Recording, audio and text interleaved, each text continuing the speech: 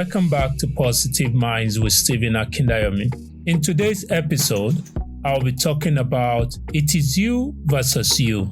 I would like to remind you to love yourself first because that is who you will be spending the rest of your life with. Sheep don't sink because of the water around them. Sheep sink because of the water that gets in them. Don't let what's happening around you get inside you and weigh you down. When the famous singer Whitney Houston was asked how she would like to be remembered, she replied with a smile, "You know what? It probably does not even matter anyway because they are going to remember me how they want to remember me. They are going to write books, they are going to write this, they are going to write that, and they are going to have their own idea."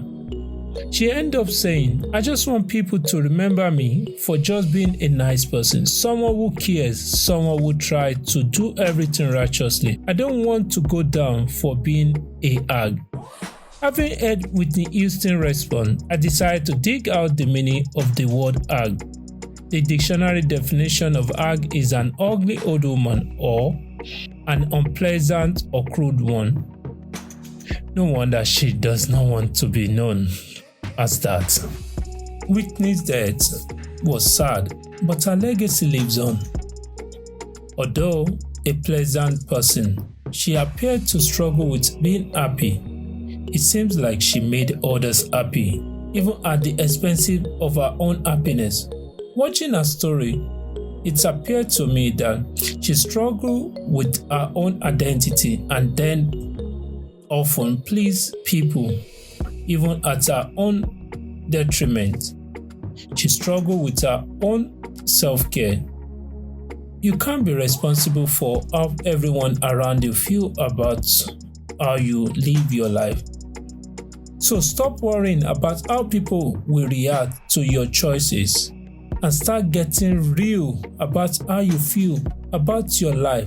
Ask yourself, when I make decisions, do I think first of myself or do I worry about what others will think? Give yourself permission to put yourself first. In today's episode, I will be discussing how many people ruin their God-given purpose because they allow the noise of others' opinion become their master plan. Please stay tuned as we continue on today's topic.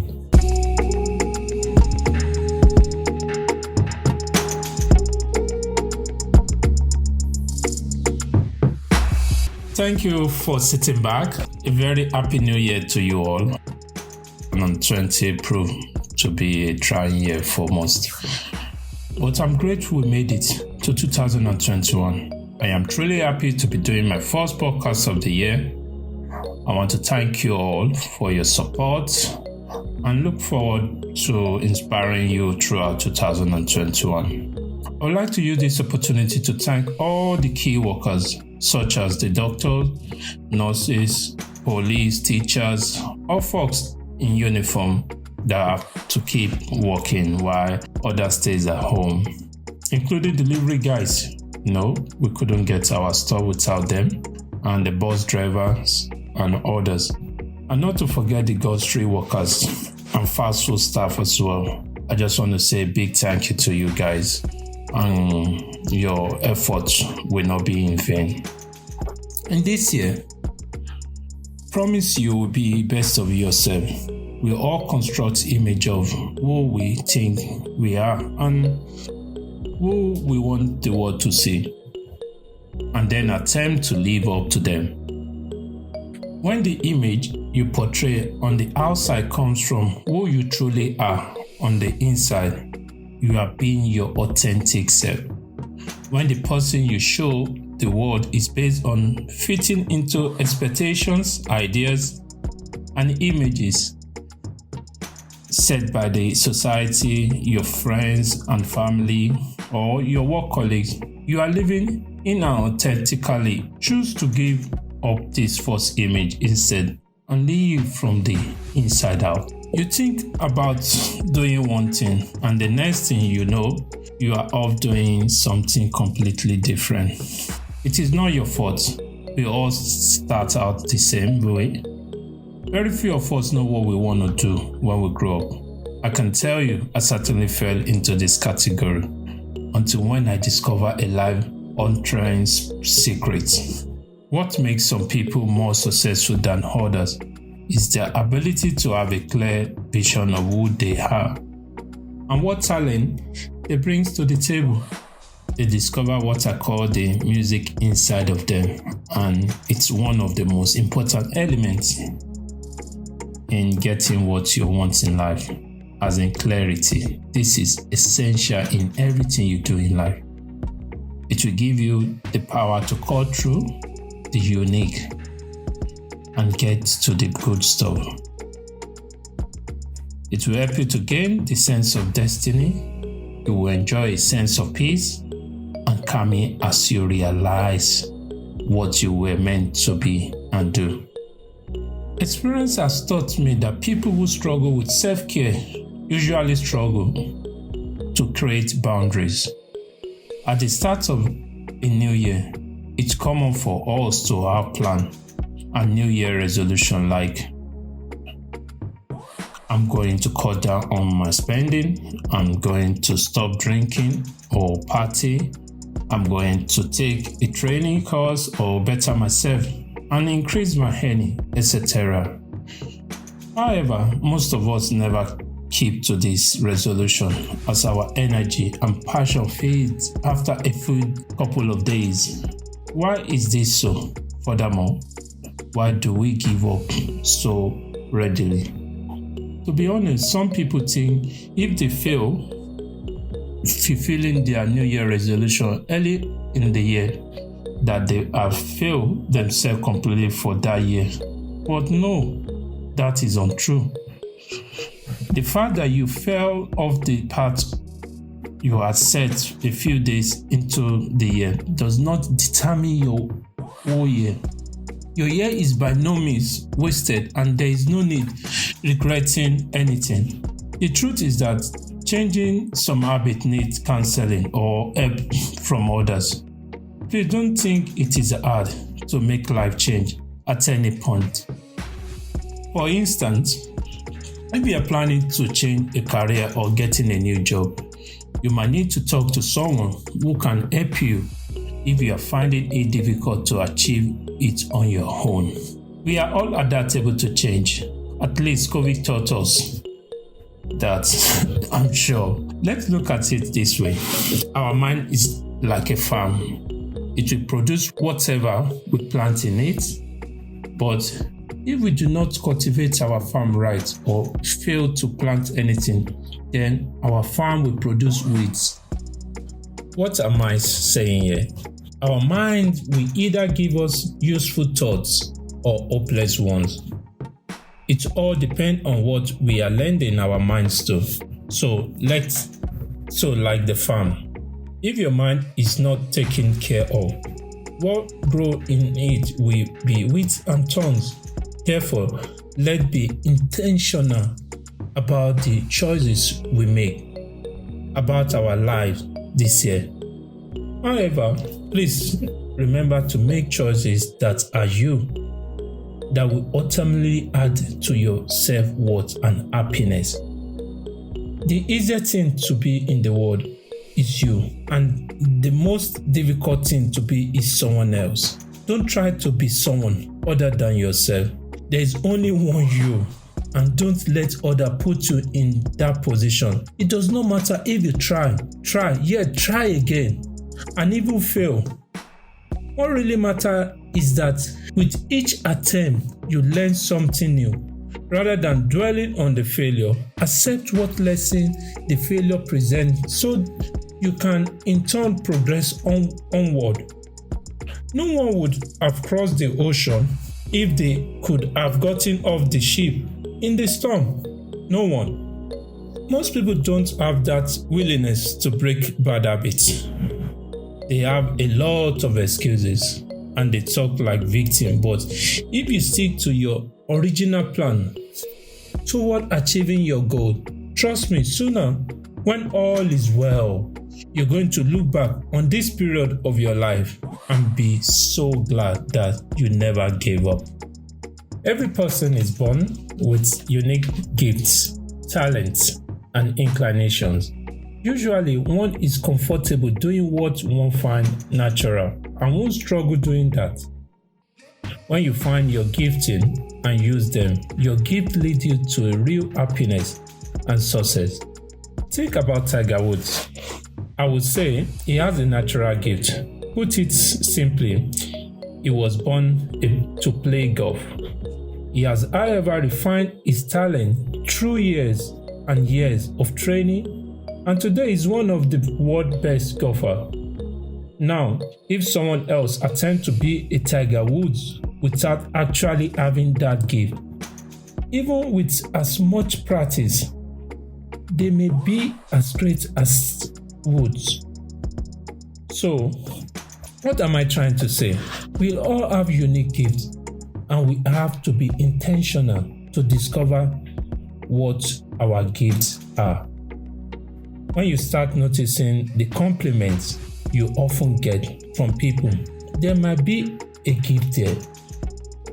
Like John C. Maxwell says, if you want to take your game to the next level, personally, professionally, relationally, or recreationally, you need to find someone who is better than you to help you with the preparation process.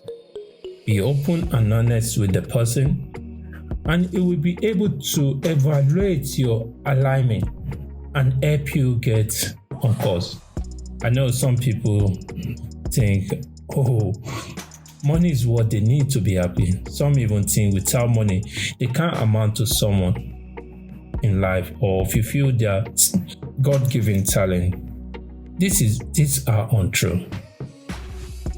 You don't need money to be happy, and being poor won't make you happy either.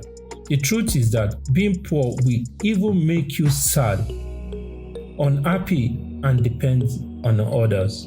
Imagine if you have to wait all your life for someone to help you financially to begin your life. Don't you think that's a waste of time and life? In as much money is essential, happiness is within. I know some will say they rather experience wealth first to prove that. Can I tell you something? No one will even give you money. No one will give you wealth.